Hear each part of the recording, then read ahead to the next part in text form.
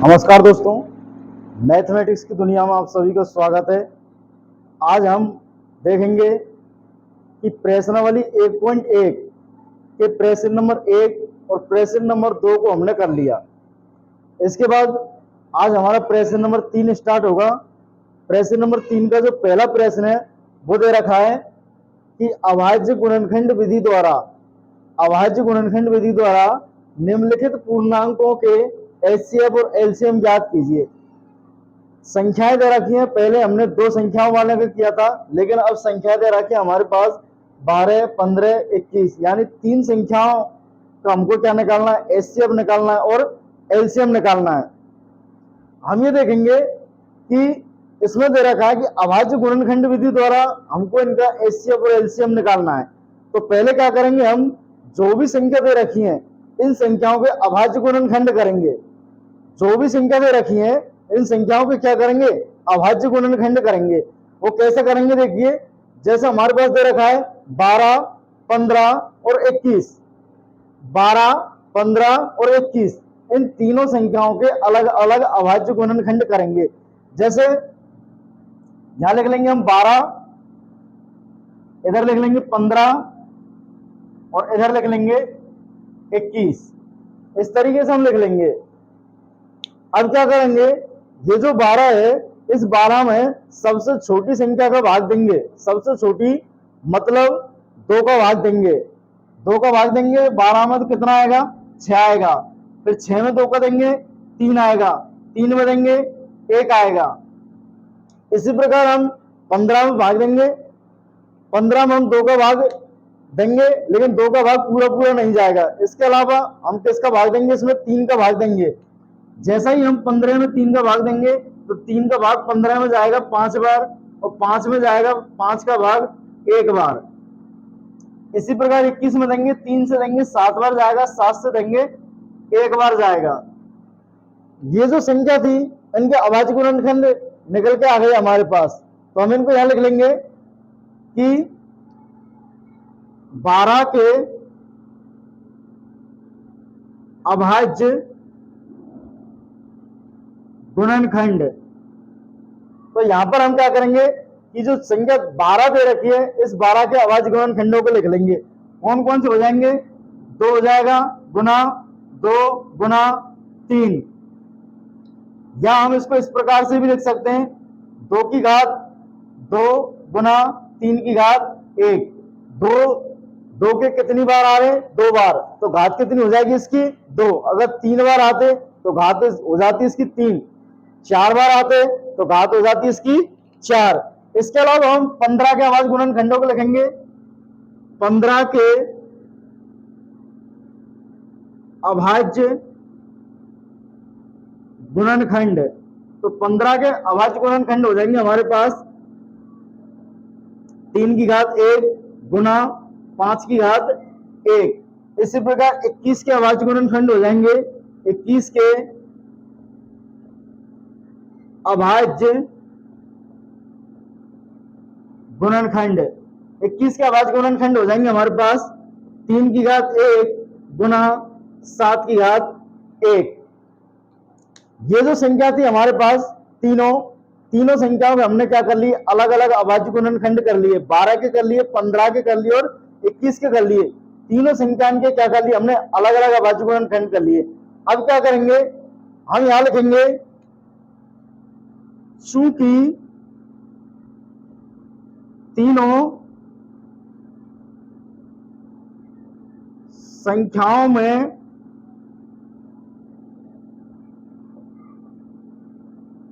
उभयनिष्ठ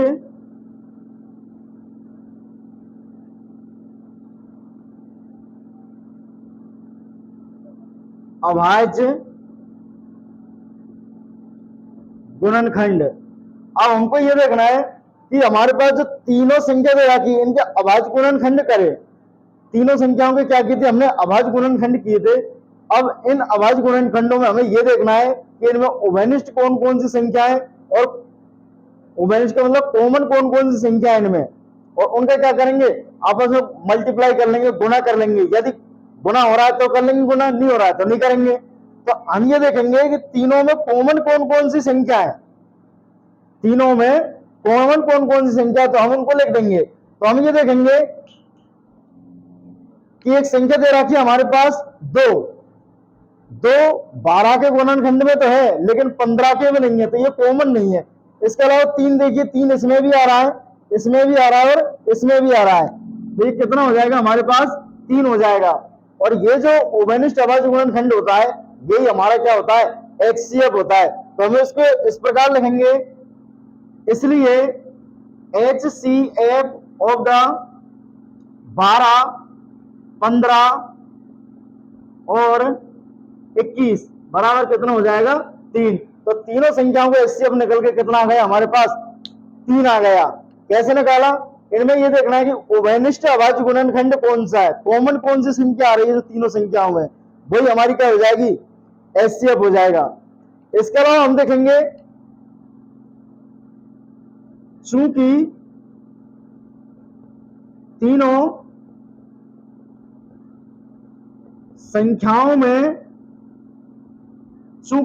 संख्याओं में अधिकतम घात के, चूंकि तीनों संख्याओं में अधिकतम घात के सभी अभाज्य गुणनखंडों का गुणनफल, हमको ये देखना है कि जो तीनों संख्या है इनमें सबसे बड़ी संख्या कौन सी है, बड़ी संख्या का मतलब सबसे बड़ी घात वाली संख्या कौन सी है। इसमें लगा तीनों संख्याओं में अधिकतम घात का मतलब सबसे बड़ी घात के सभी अभाज्य गुणनखंडों का गुणनफल करना है। तो ये देखिए, ये हमारे पास 2 है, 2 की सबसे बड़ी घात कौन सी है, तो इसको लिखेंगे हम 2 की घात 2 गुना 3 की सबसे बड़ी घात कौन सी है, 3 की घात 1 गुना 5 की सबसे बड़ी घात कौन सी है, 5 की घात 1 गुना 7 की सबसे बड़ी घात कौन सी है, 7 की घात 1। हमको क्या देखना है कि जो संख्या दे रखी है इनमें सबसे बड़ी घात वाली जो संख्या है उन सभी संख्याओं को क्या कर लेंगे, गुना कर लेंगे। तो सबसे बड़ी घात की संख्या देखिए, 2 की सबसे बड़ी घात कौन सी है, 2 की घात 2 3 की सबसे बड़ी घात कौन सी है, 3 की घात 1 5 की सबसे बड़ी घात कौन सी है, 5 की घात 1 और 7 की सबसे बड़ी घात कौन सी है, 7 की घात 1। इन सभी संख्याओं को क्या कर लेंगे, हम आपस में सभी का गुणा कर लेंगे। क्या कर लेंगे, गुणा कर लेंगे। जैसे ही हम इन सभी का गुणा करेंगे तो यह आएगा हमारे पास 420। कैसे करेंगे, 5 से 2 को करेंगे 10, एक 0 बच जाएगी। 7 से 3 को करेंगे 7 के आगे 21 और 21 दूनी के कितने हो जाएंगे, 42 और एक 0 हमारी 10 से आ गई, कितना आ जाएगा, 420 आ जाएगा। यही हमारा क्या हो जाएगा, LCM हो जाएगा। इसलिए LCM ऑफ द 12, 15 और 21 बराबर कितना हो जाएगा, 420। तीनों संख्याओं के हमने क्या निकाले, यहाँ LCM निकाले और HCF निकाले। हम ये देखेंगे HCF कैसे निकाला, तो सभी जो संख्या थी इन सभी संख्याओं को क्या कर लिया, आपस में गुना कर लिया। सभी संख्याओं को क्या कर लिया, अभाज्य गुणनखंड कर लिए। 12 का अभाज्य गुणनखंड किए, ये आ गए। 15 का अभाज्य गुणनखंड किए, ये आ गए। इसी प्रकार 21 का अभाज्य गुणनखंड कर लिए। अब क्या किया हमने कि तीनों संख्याओं में उभयनिष्ठ अभाज्य गुणनखंड, तीनों संख्याओं में ऐसी कौन सी संख्या है जो कॉमन आ रही है, तो हमने क्या किया, उस कॉमन वाली संख्याओं को लिख लिया। यही हमारा क्या होता है, HCF होता है। इसी प्रकार तीनों संख्याओं में अधिकतम घात के सभी अभाज्य गुणनखंडों का क्या कर लेंगे, गुणनफल कर लेंगे। ये हमारा क्या होता है, LCM होता है। तो हमारा LCM कितना निकल के आया, 420। कैसे निकल के आया, सबसे बड़ी घात की जो संख्या थी उनको लिख लिया और इनको सबको आपस में क्या कर लिया, गुना कर लिया। गुना करने पर हमारा कितना आया, 420। यही हमारा क्या होता है, LCM। इसके अलावा हम तीसरे के सेकंड क्वेश्चन को देखेंगे।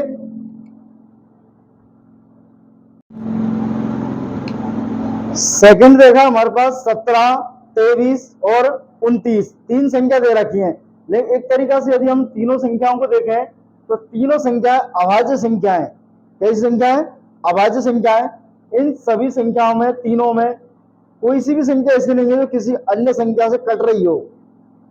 कहने का मतलब ये, किसी भी संख्या के अभाज्य गुणनखंड नहीं होंगे एक के अलावा। एक का तो होगा ही, तो हम क्या लिखेंगे, 17 के अभाज्य गुणनखंड, तो इनको इस तरीके से लिख देंगे 17 गुना 1।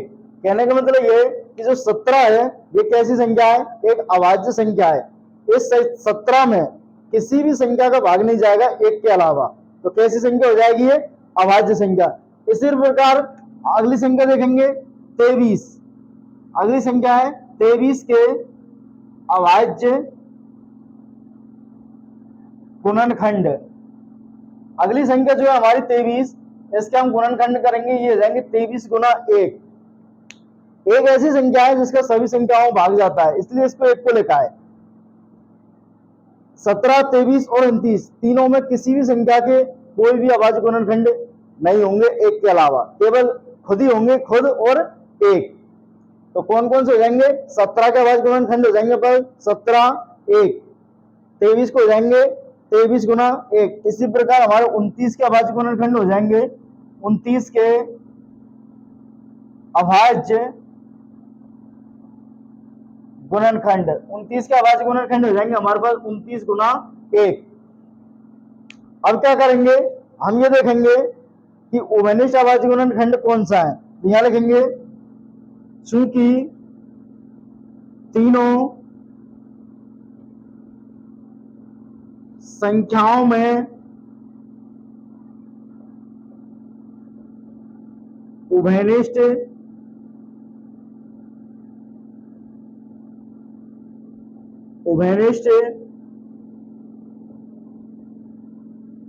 अभाज्य गुणनखंड। उभयनिष्ठ अभाज्य गुणनखंड कौन कौन सा है, एक है। उभयनिष्ठ का मतलब होता है कॉमन, जो तीनों में आ रहा है वो कौन सा है, एक है। एक को 17 से गुणा करेंगे वही 17 आएगा, 23 से करेंगे 23 ही आएगा, 29 से करेंगे तो 29 ही आएगा, इसलिए एक से गुणा किया है। तो एक कैसी संख्या है जो तीनों में आ रही है, कैसी संख्या है जो तीनों में आ रही है। इसलिए हमारा जो एचसीएफ है, एचसीएफ ऑफ 17, 23, 29 बराबर कितना हो जाएगा, एक हो जाएगा। चूंकि तीनों संख्याओं में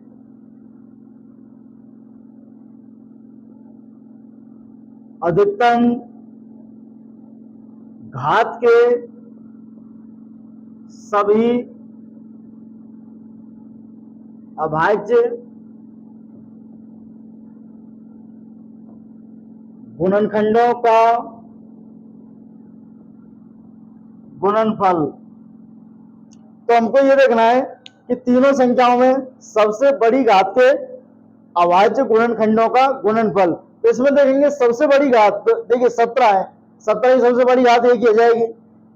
23 है, 23 की सबसे बड़ी घात एक हो जाएगी। 29 है, 29 की सबसे बड़ी घात एक हो जाएगी। सबको आपस में गुणा कर लेंगे। एक की देखेंगे तो एक से किसी भी संख्या को गुणा करेंगे तो वही संख्या आ जाएगी। तो हमको क्या करना है, एक को दोबारा रिपीट नहीं करना है। तो हम क्या करेंगे, गुणा कर लेंगे 17 गुना 23 गुना 29। इन तीनों संख्याओं को जैसे हम आपस में गुणा करेंगे तो ये आएगा हमारे पास 11, 33, 9।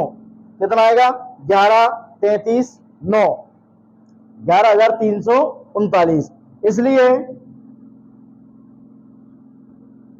LCM ऑफ द 17, 23 और 29 तीनों संख्याओं का जो एलसीएम है वो एलसीएम कितना हो जाएगा हमारे पास, वो हो जाएगा 11, 33 और 9। तीनों संख्याओं का एलसीएम हो गया। इस प्रकार हम अगला प्रश्न देखेंगे।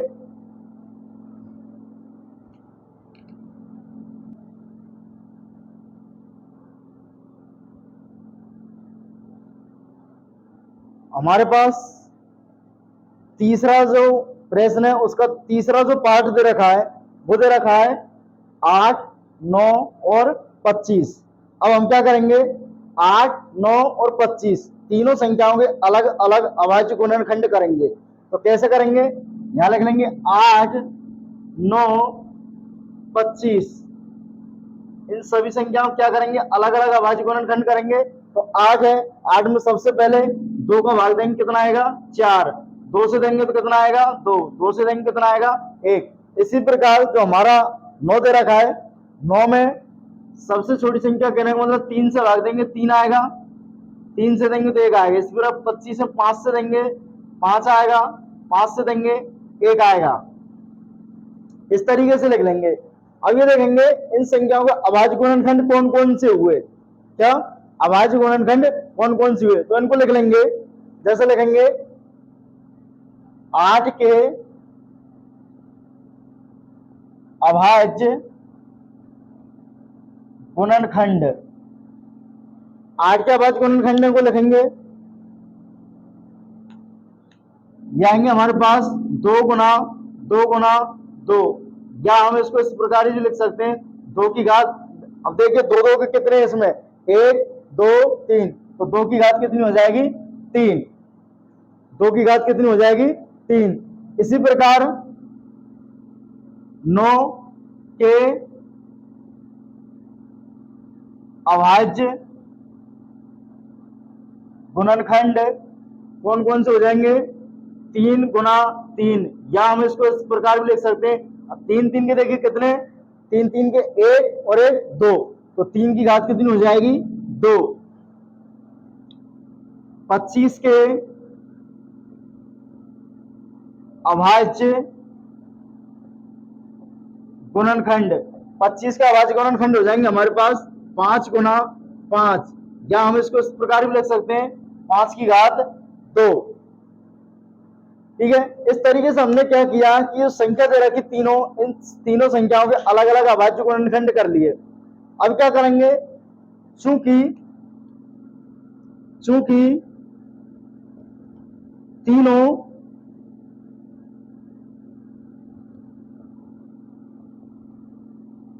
संख्याओं में उभयनिष्ठ अभाज्य गुणनखंड, तीनों संख्याओं में उभयनिष्ठ अभाज्य गुणनखंड का मतलब होता है ऐसी कौन सी संख्या है जो तीनों में कॉमन है। तो देखिए इसमें कोई भी संख्या नहीं है, कौन सी है, अगर नहीं है तो इनको सबको 1 1 से गुना कर लो, 1 गुना 1 गुना 1, इसको भी 1 से कर लेंगे, इसको भी 1 से और इसको भी 1 से, क्योंकि 1 से गुना करेंगे तो इसको कोई प्रभाव नहीं पड़ेगा।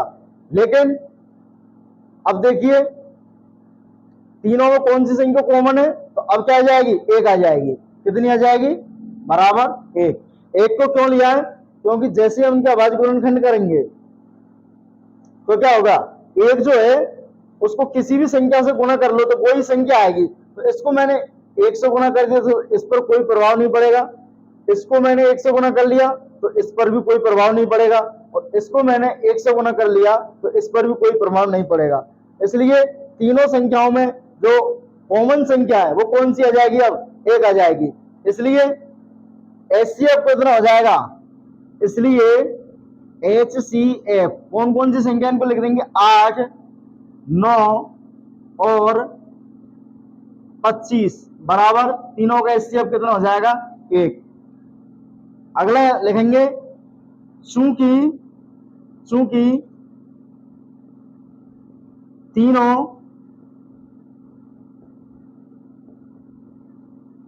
संख्याओं में अधिकतम घात के, चूंकि तीनों संख्याओं में अधिकतम घात के सभी अभाज्य गुणनखंडों का गुणनफल, चूंकि तीनों संख्याओं में अधिकतम घात के सभी अभाज्य गुणनखंडों गुणनफल, कहने का मतलब बड़ी बड़ी घात के जो संख्या दे रखी है उन सभी संख्याओं को गुणा कर लेंगे। 2 की सबसे बड़ी घात कौन सी है, तो यहां लिख लेंगे 2 की सबसे बड़ी घात है 2 की घात 3 गुना 3 की सबसे बड़ी घात कौन सी है? 3 की घात 2। 3 की सबसे बड़ी घात कौन सी है? 3 की घात 2 गुना 5 की सबसे बड़ी घात कौन सी है? 5 की घात 2। इनको गुना करेंगे आपस में, तो कैसे करेंगे? देखिए इसको, ये खुलेगा तो हो जाएगा 2 गुना 2 गुना 2 गुना 3 गुना 2 गुना 5 गुना 2। ठीक है, अब क्या करेंगे? 5 गुना 5 आएगा, ये 5 गुना 5। अब देखिए गुना कैसे करेंगे? 5 है, 5 को हम 2 से गुना करेंगे तो कितना आएगा? 10। इससे एक जीरो बढ़ जाएगी हमारे पास। ऐसे ही ये जो 5 है, इस 5 को गुना करेंगे इस 2 से, एक 10 यहां बढ़ जाएगा, 10 आ जाएगा। 5 से 2 गुना करेंगे, 10 से 10 को करेंगे तो 100 आ जाएगा। इसका मतलब हमारे पास जो भी संख्या से हम गुना करेंगे, दो में कितनी जोड़ी जुड़ जाएंगी? 2 जीरो जुड़ जाएंगी। अब हमारे पास कौन कौन संख्या बची? 3 3 2 2। इनको आपस में गुणा कर लीजिए। 3 दूनी 6, 6 दूनी 12, 3 दूनी 6, 6 दूनी 12।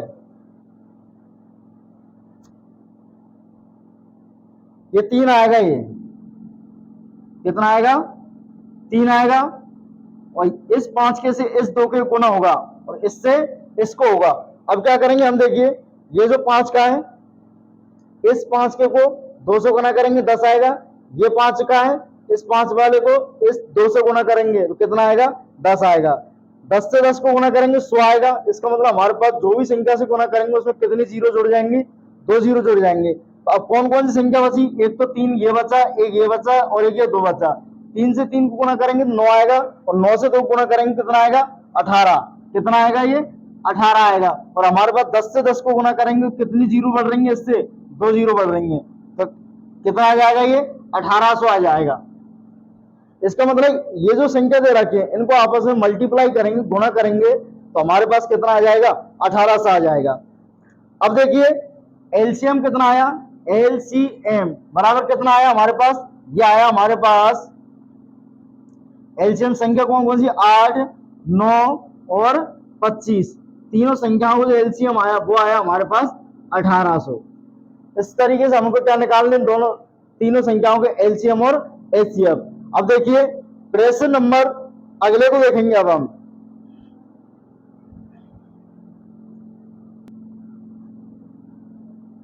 अब हम प्रश्न नंबर 4 को देखते हैं। प्रश्न नंबर 4 में हमारे पास दो संख्याएं दे रखी हैं। कौन कौन सी दे रखी हैं? 306 और 657। इन दोनों संख्याओं को जो एचसीएफ है, एचसीएफ कितना दे रखा है? 9 दे रखा है। इस प्रकार दो ही संख्याएं 306 और 657, इन संख्याओं को हमको क्या निकालना है? एलसीएम निकालना है। एचसीएफ दे रखा है और निकालना क्या है? एलसीएम निकालना है। संख्याएं 306 और 657, इनका एचसीएफ दे रखा है 9 और एलसीएम निकालना है। तो इसका हम हल लिखेंगे, हल करेंगे, सॉल्यूशन करेंगे इसका। तो इसमें देखिए हमने एक सूत्र पढ़ा था, या फिर प्रश्न नंबर 2 था, उसमें एक दे रखा था कि दोनों संख्याओं का गुणनफल बराबर एलसीएम गुना एचसीएफ। दोनों संख्याओं का गुणनफल बराबर एलसीएम गुना एचसीएफ। जो संख्या हमारे पास दोनों संख्या दे रखे 306 और 657, दोनों संख्याओं का मल्टीप्लिकेशन करेंगे, हम गुणा करेंगे और बराबर में आएगा हमारे पास एलसीएम गुना एचसीएफ। तो अब देखिए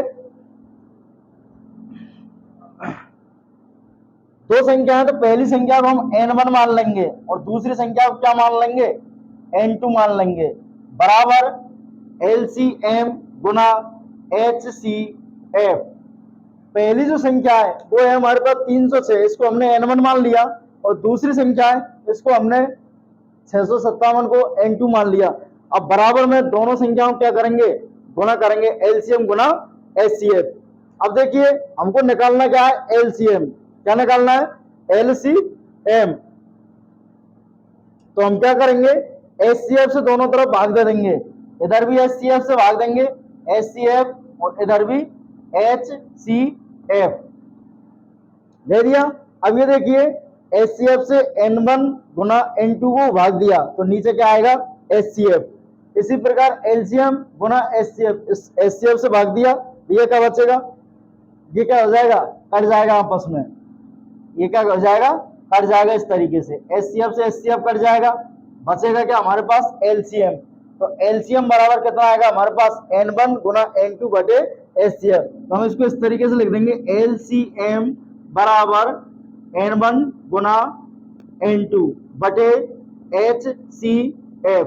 और जो भी संख्या दे रखी है हम उनको ऐसा कैसे लिख लेंगे, N1 का मतलब होता है पहली संख्या, LCM पहली संख्या कौन सी हमारे पास 306 गुना दूसरी संख्या दे रखी है हमारे पास 657 बटा बटे में हमारा क्या लिखना है HCF लिखना है। तो HCF कितना है हमारे पास 9 आया।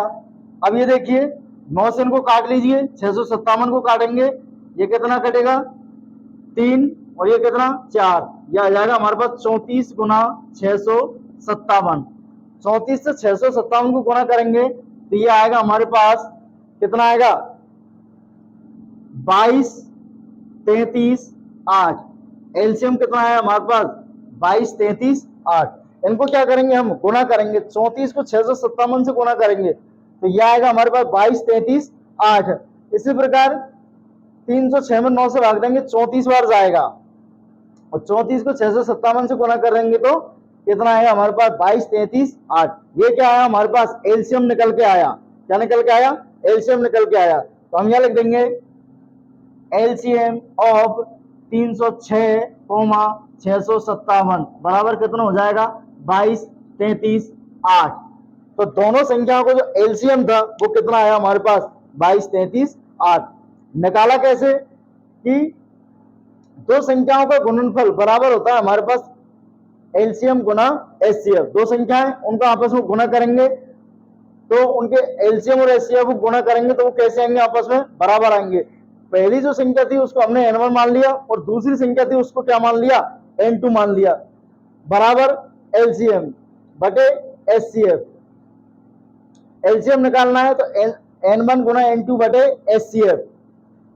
एलसीएम इसको आपस में संख्याओं को ऐसा कैसे लिख लेंगे और 9 से इसमें भाग देंगे 34 बार जाएगा, काट लेंगे तो ये कितना है हमारे पास एलसीएम आया 22 33 8। इसको इस तरीके से लिख लेंगे एलसीएम ऑफ 306,657 बराबर कितना हो जाएगा हमारे पास 22 33 8। अगला प्रश्न हमारे पास प्रश्न नंबर 5 को हम देखेंगे। अब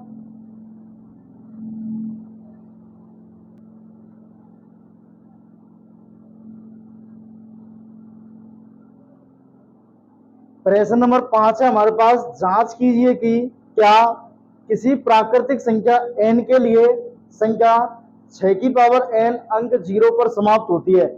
इसमें यह कह रहा है कि कोई भी संख्या दे रखी है, जैसे संख्या दे रखी है 6 की पावर n, n क्या है यहाँ पर प्राकृतिक संख्या है, क्या ये 0 पर समाप्त होगी। तो ये बताना है इसमें कि ये जो संख्या 6 की पावर n क्या ये 0 पर जाके समाप्त होगी क्या।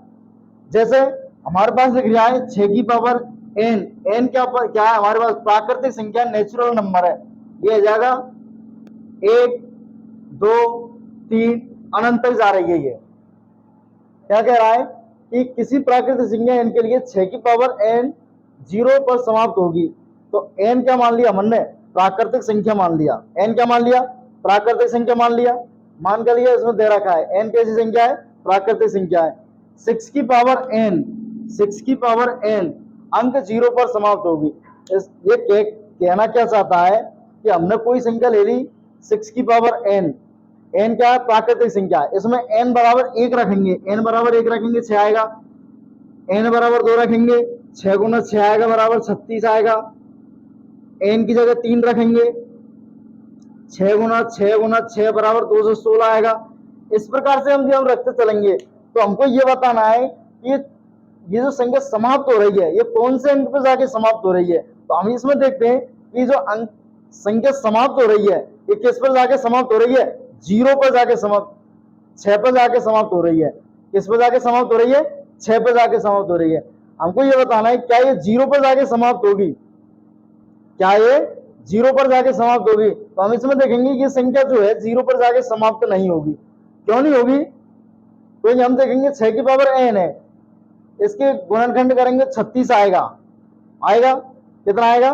36 आएगा। अब हम ये देखेंगे कौन सी ऐसी संख्या है जो जीरो पर जाके समाप्त होंगी। तो स्वाभाविक बात है, जिन संख्याओं का अभाज्य गुणनखंड यदि जीरो पर जाके समाप्त हो रही है, किस पर? जीरो पर, तो वही संख्या जीरो पर जाके समाप्त होगी।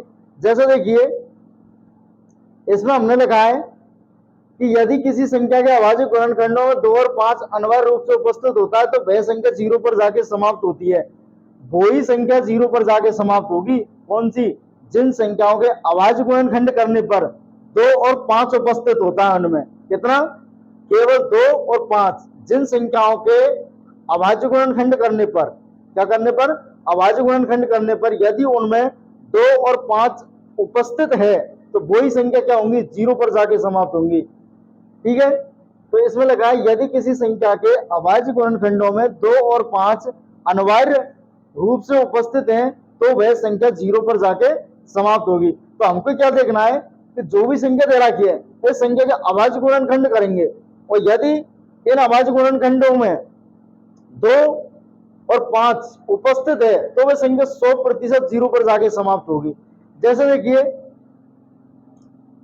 6 की पावर n है, इसके अभाज्य गुणनखंड हो जाएंगे हमारे पास 2 गुना 3 की घात n बराबर 2 की घात n गुना 3 की घात n।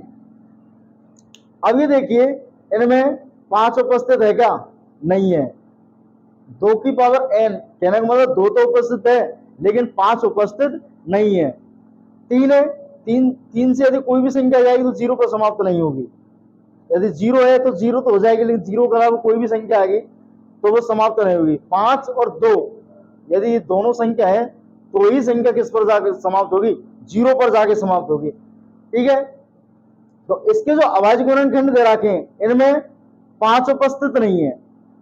क्या नहीं है उपस्थित? 5 उपस्थित नहीं है। यदि इसमें 5, 3 की जगह 5 होता, 3 की जगह क्या होता? 5, तो ये संख्या जीरो पर जाके समाप्त हो जाती। लेकिन हम इसमें देखते हैं कि 2 तो उपस्थित है लेकिन 5 उपस्थित नहीं है, 5 की जगह 3 आ गया, तो ये संख्या क्या होगा? जीरो पर जाके समाप्त नहीं होगी। तो हम इसमें लिखेंगे 6 की पावर n के अभाज्य गुणनखंडों में 5 उपस्थित नहीं है। 6 की पावर n, 6 की पावर n के अभाज्य गुणनखंडों में, अभाज्य गुणनखंड कौन कौन से? इसके 2 और 3 में 5 उपस्थित नहीं है। इसलिए चूंकि इसलिए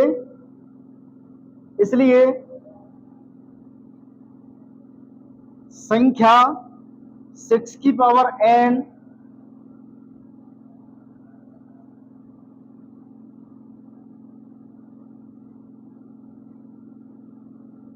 इसलिए संख्या 6 की पावर n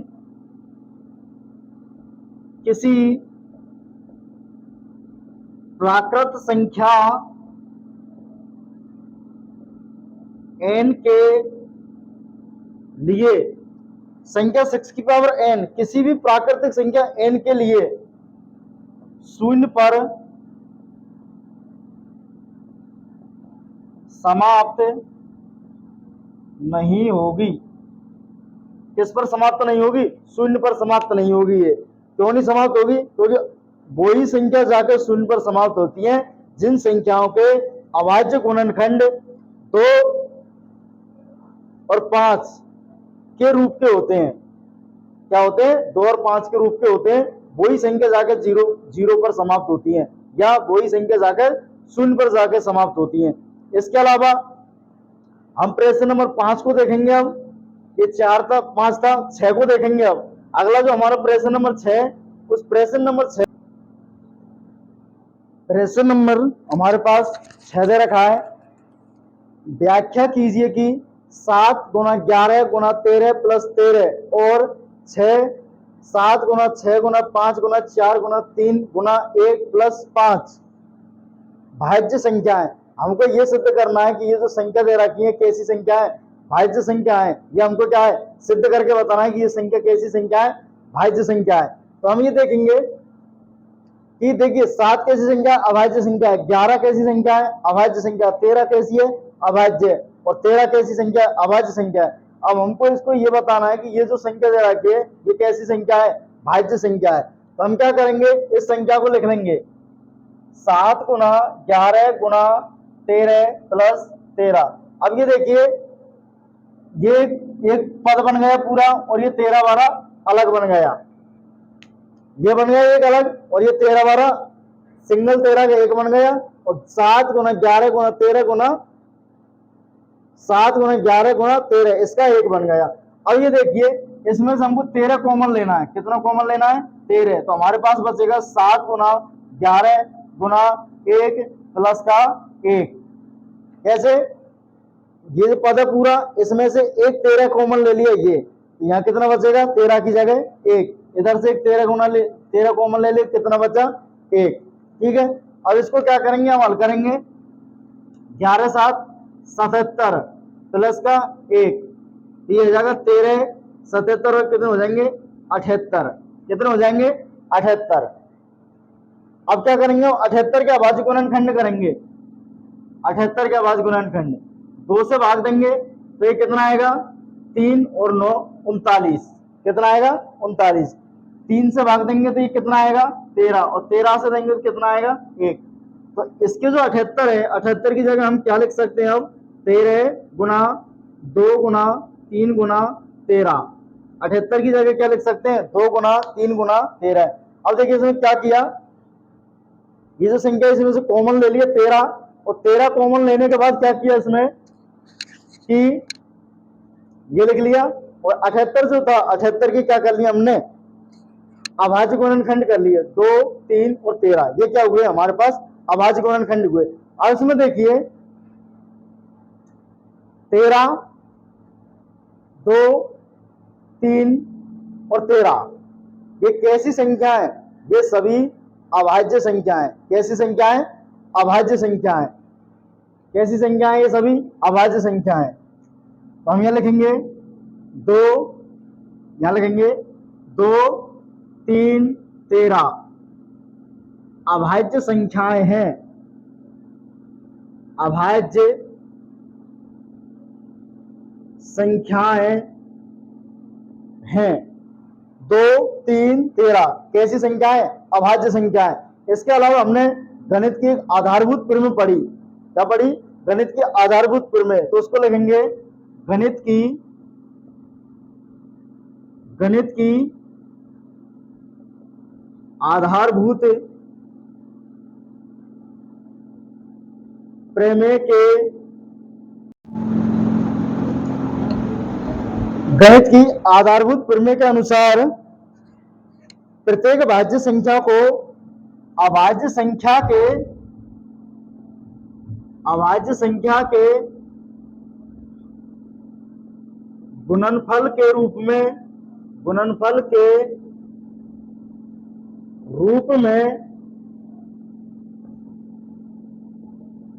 गुणनखंडित किया जा सकता है। प्रमेय ये कहती है कोई भी भाज्य संख्या है, हम उस भाज्य संख्या को अभाज्य गुणनखंडों के रूप में गुणनखंड कर सकते हैं। कहने का मतलब कोई भी भाज्य संख्या है उसके हम क्या कर सकते हैं, अलग अलग टुकड़े कर सकते हैं।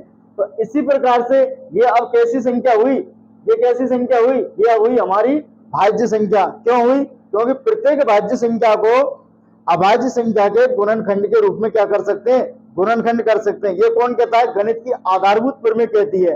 कौन कहती है, ये कहती है हमारे गणित की आधारभूत प्रमेय कहती है कि प्रत्येक भाज्य संख्या को अभाज्य संख्याओं के गुणनखंड के रूप में गुणनखंडित किया जा सकता है।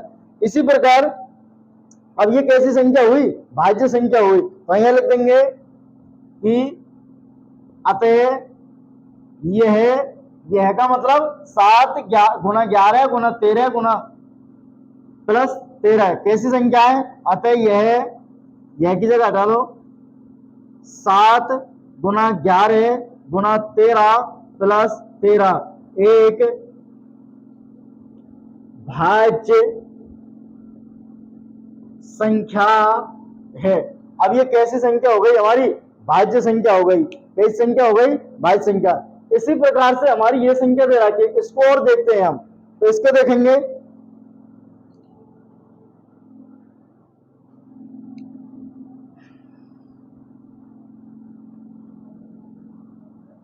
इसको देखेंगे तो यहां लिखेंगे इसी प्रकार तो ये दे रखी है हमारे पास 7 गुना 6 गुना 5 गुना 4 गुना 3 गुना 2 गुना 1 प्लस के 5। जैसे हमने पहले 13 कॉमन लिया था, इसी प्रकार से इसमें हम क्या करेंगे? अब 5 कॉमन ले लेंगे। कितना कॉमन ले लेंगे?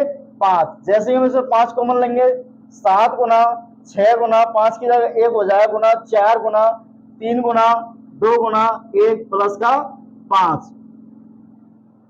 अब क्या करेंगे? हम ये जो संख्या दे रखी है इनको सबको गुणा कर लेंगे। क्या कर लेंगे? गुणा कर लेंगे। 5 गुना इन सबको गुणा करेंगे तो ये आएगा हमारे पास 1008 प्लस का 1। इसको जोड़ेंगे, 5 गुना 1008 और ये कितना हो जाएगा? 1009। कितना हो जाएगा? 1008 में 1 जोड़ेंगे 1009 और गुणा किससे हो रहा है? 5 से हो रहा है। अब ये देखिए 5 कैसी संख्या है? अभाज्य संख्या है। 1009 कैसी संख्या है? अभाज्य संख्या है। कैसी संख्या है? दोनों अभाज्य संख्या है। यहां लिखेंगे हम 5 और 1009 अभाज्य संख्या है। 5 और 9 हमारी कैसी संख्या है? अभाज्य संख्या है। अब क्या करेंगे? वही हमारी गणित के आधारभूत प्रमेय लगेगी। गणित की आधारभूत प्रमेय के अनुसार, गणित की आधारभूत प्रमेय के अनुसार हम लिखेंगे कि, अब गणित के आधारभूत प्रमेय क्या कहती है कि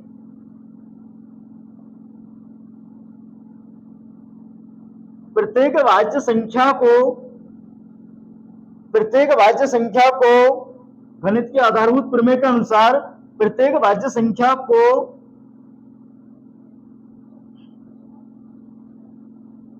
अभाज्य संख्या के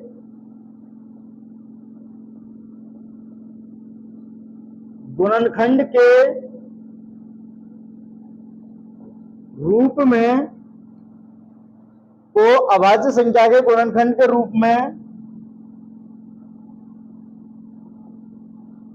गुणनखंडित किया जा सकता है। क्या कह दिया कि प्रत्येक भाज्य संख्या को अभाज्य संख्या के गुणनखंड के रूप में क्या किया जा सकता है?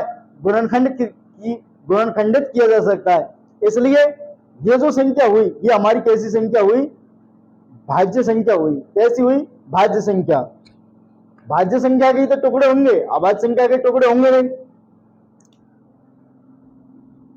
इसलिए लिखेंगे इसलिए यह एक भाज्य संख्या है। इसलिए यह कैसी संख्या है? भाज्य संख्या है। अब अगला प्रश्न हम देखेंगे, प्रश्न नंबर 7 को।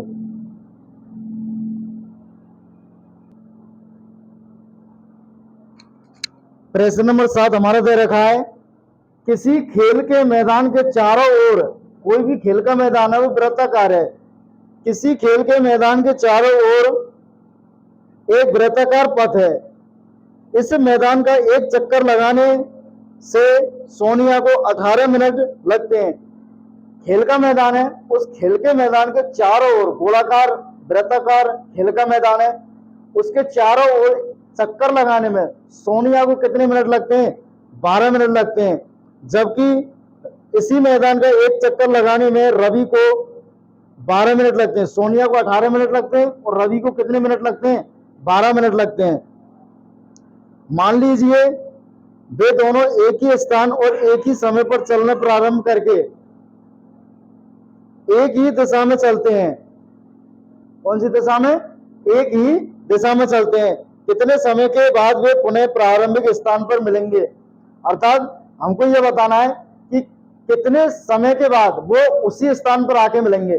सोनिया नाम की लड़की है, उस सोनिया को वृत्ताकार पथ का चक्कर लगाने में 18 मिनट लग रहे हैं, जबकि रवि को उस वृत्ताकार पथ का चक्कर लगाने में कितने मिनट लग रहे हैं? 12 मिनट लगे। हमको ये बताने कितने समय के बाद वो दोनों आपस में मिलेंगे। चलना दोनों ने एक ही समय पर स्टार्ट किया, समय वही था, एक ही स्थान था और एक ही समय था। अब हमको ये बताना है कि मिलेंगे कितने समय के बाद। तो जो आपको जो प्रश्न है वो ऊपर स्क्रीन पर मिल जाएगा, लिखा ऊपर स्क्रीन पर दे रखा है। अब हम क्या करेंगे? इसका हल करेंगे। हल कैसे करेंगे? सोनिया द्वारा मैदान का एक चक्कर लगाने में लगा समय कितना हो गया? 18 मिनट हो गया। सोनिया को एक चक्कर लगाने में कितना समय लगा? 18 मिनट। इसी प्रकार रवि द्वारा मैदान का एक चक्कर लगाने में लगा समय वो कितना हो जाएगा? हमारे पास 12 मिनट हो जाएगा। रवि को कितना समय लगेगा? 12 मिनट। वे पुनः प्रारंभिक स्थान पर मिलेंगे, अर्थात दोनों का क्या निकालना है? हमको एलसीएम निकालना है। क्या निकालना है? एलसीएम। दोनों कौन से स्थान पर मिलेंगे आके, वो क्या होता है हमारा? क्या निकालना? मतलब एलसीएम निकालना है। अधिकतम पूछ रहा है वो। क्या पूछ रहा है? अधिकतम। अगर वो पूछता है कि कम से कम कितने समय के बाद मिलेंगे, तो हम इनका एचसीएफ निकालते हैं। क्या निकालते हैं? एचसीएफ। वो पूछ रहा है कितने समय के बाद पुनः उसी स्थान पर मिलेंगे, इसका मतलब इनका क्या निकालना है? हमको एलसीएम निकालना है। तो हम क्या करेंगे? वे पुनः प्रारंभिक स्थान पर मिलेंगे, अर्थात एलसीएम ऑफ 12 और 18 दोनों का क्या करेंगे? एलसीएम निकालेंगे।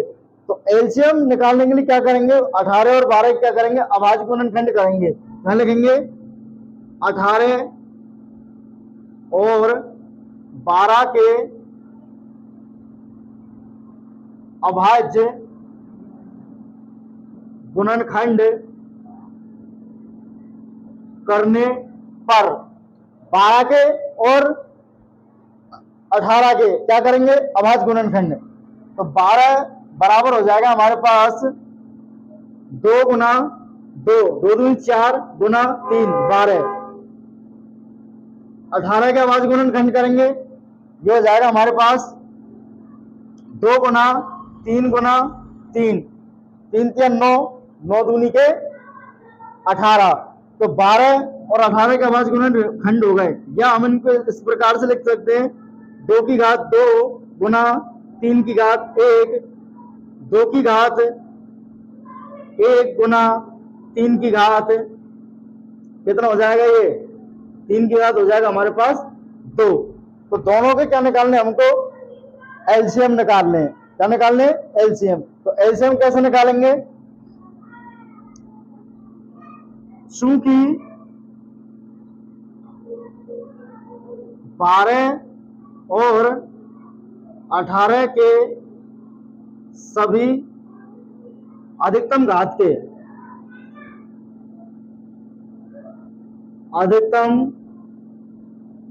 के सभी अभाज्य गुणनखंडों का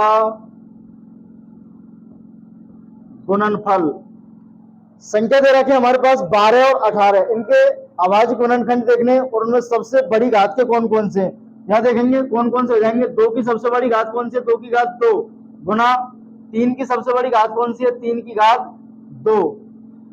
इनको आपस में गुना करेंगे, ये हो जाएगा, इसको खोलेंगे तो ये हो जाएगा हमारे पास 2 गुना 2 गुना 3 की घात 2 है, 3 गुना 3। इनको आपस में गुना करेंगे, 3 त्याग 9 होते हैं, 9 दूनी 18, 18 दूनी के 36 हो जाएंगे। कितने हो जाएंगे? 36। तो अब ये देखिए दोनों को जो संख्या थी हमारे पास 12 और 18, इनका जो चक्कर का जो समय था 12 मिनट और 18 मिनट, दोनों का जो एलसीएम था, एलसीएम निकल के कितना आया हमारे पास 36 आया। इसका मतलब रवि और सोनिया दोनों 36 मिनट के बाद आकर के मिलेंगे। कितने मिनट के बाद? 36 मिनट के बाद आकर के मिलेंगे। कौन कौन? रवि और सोनिया। तो हम ये लिख देंगे अतः 36 मिनट के बाद पुनः मिलेंगे। ठीक है, कितने मिनट के बाद मिलेंगे? 36 मिनट के बाद आकर के दोनों पुनः मिलेंगे। इसके साथ ही प्रश्नावली 1.1 जो थी आज हमारी क्या होती है? समाप्त होती है। इसके अलावा हमारी जो पूरी एक प्रश्नावली है पहली, उसमें केवल 2 प्रश्नावली दे रखी है, प्रश्नावली 1.1 और प्रश्नावली 1.2। अभी जो नया सिलेबस आया है उस नए सिलेबस में से 1.1 और 1.4 दोनों को हटा दिया गया है, इसलिए केवल 2 ही प्रश्नावली बची है। केवल 2 ही प्रश्नावली को हमको करना है। इसमें से एक प्रश्नावली कहने का मतलब पहली की 1.1 नए सिलेबस के अनुसार ये खत्म हो चुकी है आज। इसके जो उदाहरण वगैरह हैं उनको जैसी प्रश्नावली खत्म होगी उसके बाद करेंगे। अगला कल जो है हमारी चलेगी प्रश्नावली 1.2 और ये क्लासें कंटिन्यूस चल रही हैं, इसलिए जो भी देखना चाहे वो कंटिन्यूस देख सकता है इस पर।